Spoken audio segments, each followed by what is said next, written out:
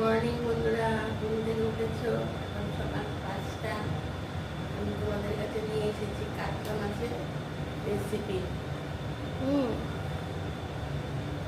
কাতলা মাছের রেসিপি নিয়ে এসেছি। কাতলা মাছটা সবগুলি কাতলা মাছের পেটি।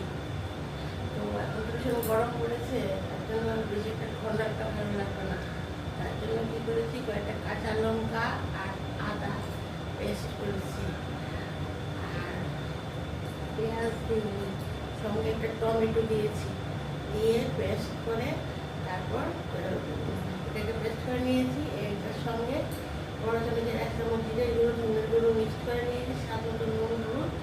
তেলটা যখন গরম হয়েছে, যেরকম পরিমাণে তেল খাও, সাদা তেল খাও বা লাল তেল খাও, কালো জিরে ফোড়ন দিয়ে দিয়েছি। দিয়ে আর দিকে একটু আলু, দুটো আলু সেদ্ধ করে ভেজে নিয়েছি, আর একটু বেগুন ছিল, বেগুনটাকে ভেজে নিয়েছি। আর ওই মশলাটা কী করেছি, ভাজা ভাজা হয়ে গেছে, আলু আর বেগুনটা আলাদা করে ভেজে নিয়েছি। দিয়ে তারপরে একটু ঝোল দিয়ে দিয়েছি, আবার মাছগুলো ছেড়ে দিয়েছি।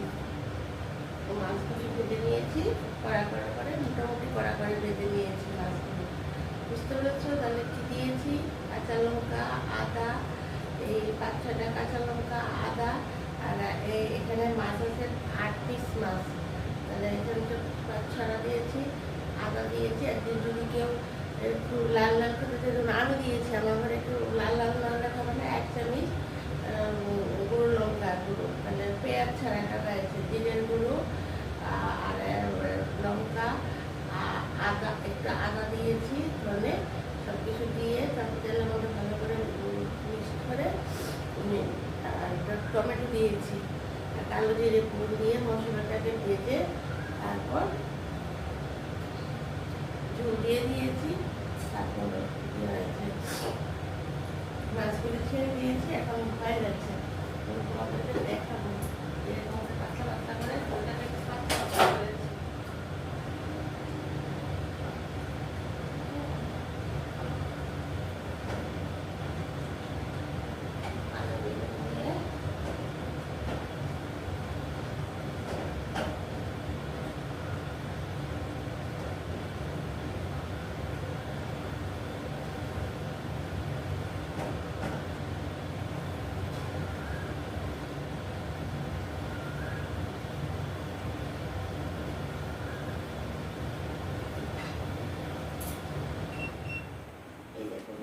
কালো জিরে ফোড়ন দিয়ে আলু টমেটো দিয়ে, হ্যাঁ, পাতলা ঝোল, কাতলা মাছের পাতলা ঝোল।